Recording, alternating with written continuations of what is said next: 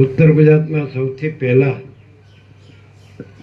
આજોલ લોધરાની વચ્ચે બોરિયા મહાદેવ આવ્યા તો એ આજોલના એટલે 50 વર્ષ જૂના ભાવિક. ત્યારે તો એ નાના હતા, ભણતા હતા. અત્યારે તો શિક્ષક તરીકેની એમની કારકિર્દી પૂરી થઈ ગઈ, પેન્શન એ આવે છે, 9 વર્ષ થયા. ત્યારે તો નાના હતા, 50 વર્ષથી લાભ લે છે. એકદમ સરળ, સંપૂર્ણ ભગવાનના માણસ. એમના બા બાપુજીએ લાભ લીધો, એમના ભાઈઓએ લાભ લીધો, એમના ગામે પણ લાભ લીધો, લોધરાએ બધાએ લાભ લીધો. આજોલ લોધરા બધા સરળ. બોરિયા મહાદેવ બધા આવતા, નાના હતા ને ભણતા, એકદમ સરળ, સંપૂર્ણ ભગવાનના માણસ, રિટાયર્ડ શિક્ષક.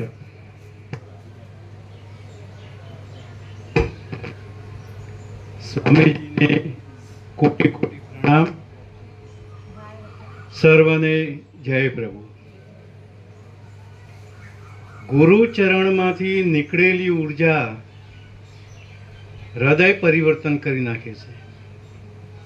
ભલે આજે પહેલી જ વખત આવ્યા હોય, પણ છતાંય તમને આ ઉર્જા કાયમ માટે એ આત્મજ્ઞાન તરફ દોરી જશે.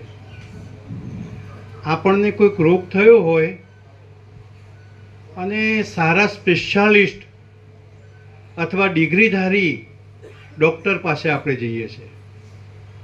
એમ આપણે જ્ઞાન મેળવવું હોય તો પણ ગમે તેવા ઉપદેશક જોડે ના જવાય. આપણને એ પોતે આચરણ કરતા હોય અને પછી જ કહી શકતા હોય એવા ઉપદેશક જોડે આપણે જવું જોઈએ. અને એ ઉપદેશક હવે ક્યાંય શોધવાની જરૂર નથી, અહીં આપણને મફતમાં મળી ગયેલા છે. તો એનો લાભ બને ત્યાં સુધી લઈએ. 50 વર્ષ, આ ઓક્ટોબરની અંદર 50 વર્ષ થઈ જશે. 50 વર્ષથી એ જ સિદ્ધાંતો, એ જ વિચારો, એ જ અનુશાસન, એ જ વિચારસરણી, એ જ વિવેક, કોઈ બદલાવ નહીં. પદ પ્રતિષ્ઠા પૈસા માટે કોઈ દોડ નહીં. બસ આ સિર્ફ પ્રકાશ પ્રકાશ પ્રકાશ.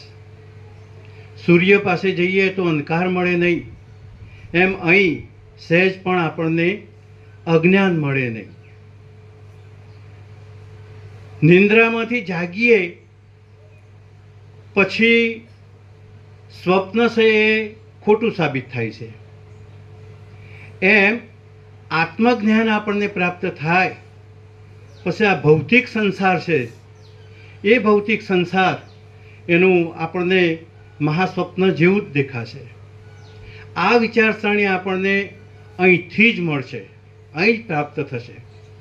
અહીં આપણને આ છેલ્લા ફેરામાંથી છોડાવવા માટે જ આપણને અહીં આત્મજ્ઞાન આપવામાં આવે છે. એક ટૂંકું દ્રષ્ટાંત છે કે મથુરાની પાસે 50-60 કિલોમીટર દૂર બાંકે બિહારીનું મંદિર હતું. એ કોણે બનાવ્યું એનો એક જૂનો ઇતિહાસ હતો.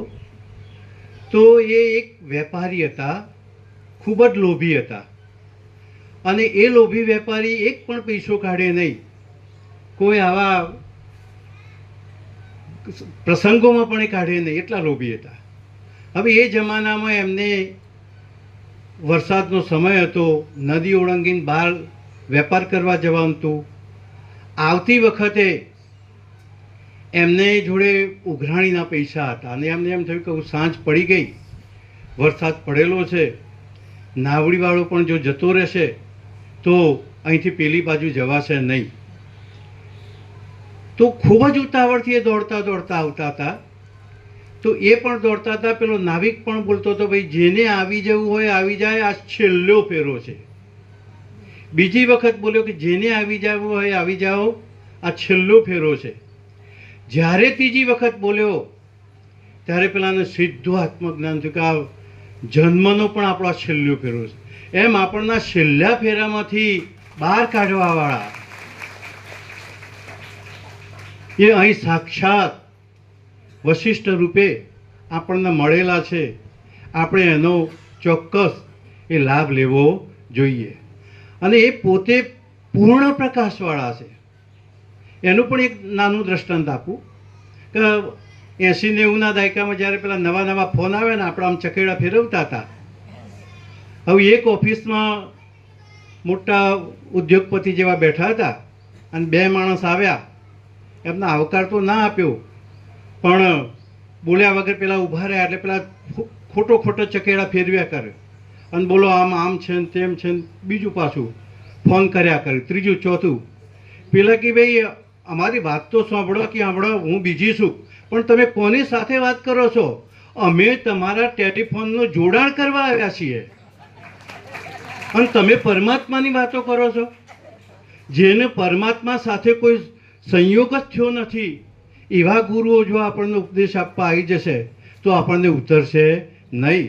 પણ અહીં તો જેના તારે તાર જોડાયેલા છે અને એવા ગુરુ આપણને જો અહીં પ્રાપ્ત થાય મફતમાં તો આપણો બેડો પાર થાય. જય પ્રભુ.